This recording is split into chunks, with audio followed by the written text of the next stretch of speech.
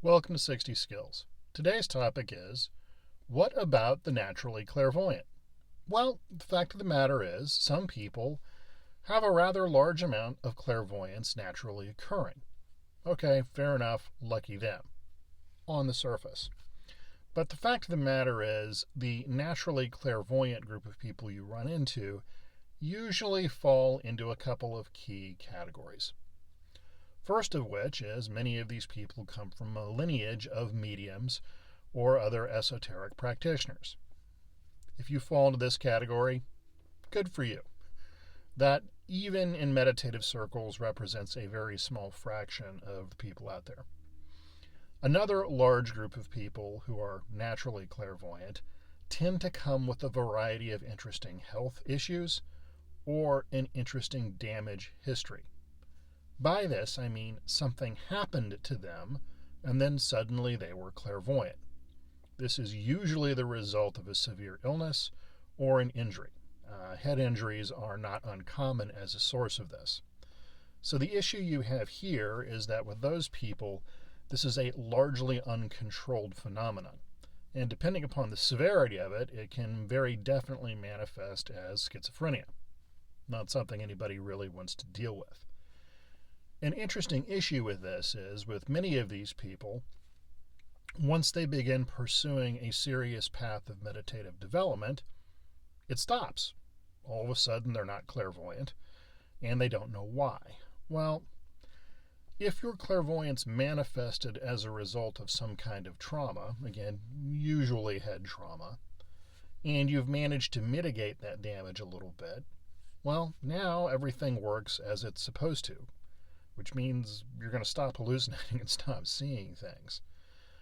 Sometimes they're happy about this, sometimes they're not happy about that.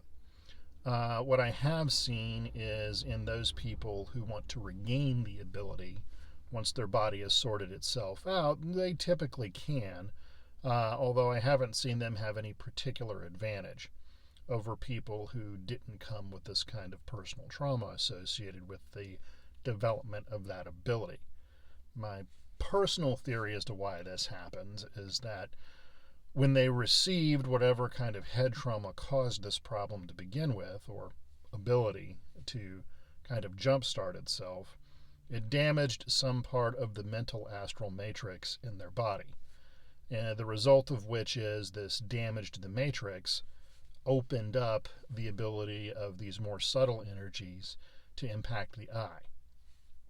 And once they begin a serious meditative practice, that damage gets repaired. And when that damage is repaired, guess what? The clairvoyance disappears. So those are two of the more common groups of people who have some quote-unquote natural level of ability at this. Additionally, there's a third category, small children. It's not uncommon for most small children to have some degree of clairvoyance, usually involving the near astral realm, more often than not. It's a curious question as to why this happens. Some people would argue that this is a result of cognitive dissonance not yet being established through cultural conditioning involving the use of clairvoyance. And while I certainly feel that plays a role in it, my personal pet rock theory on this is, as you grow, you build new tissue. And when people are very young, those tissues governing neural connections aren't very sturdy yet. And so as a result, things can simply leak through that once those nerves and other tissues in the body become more robust, they don't. Because again, if it were merely a matter of personal belief, the fact of the matter is many more people in all human societies would be generating these abilities.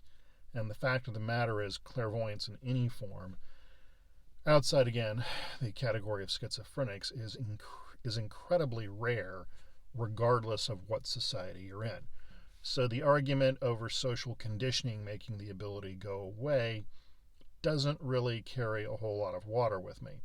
Additionally, what I've found is that the older someone is when they begin their clairvoyant training, quite frankly, the lower the chance of their being able to succeed at it.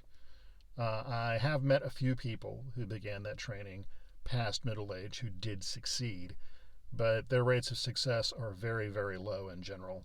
And overall, the level of ability they are able to generate is generally not that good as someone who starts much younger. So, what I'm getting at is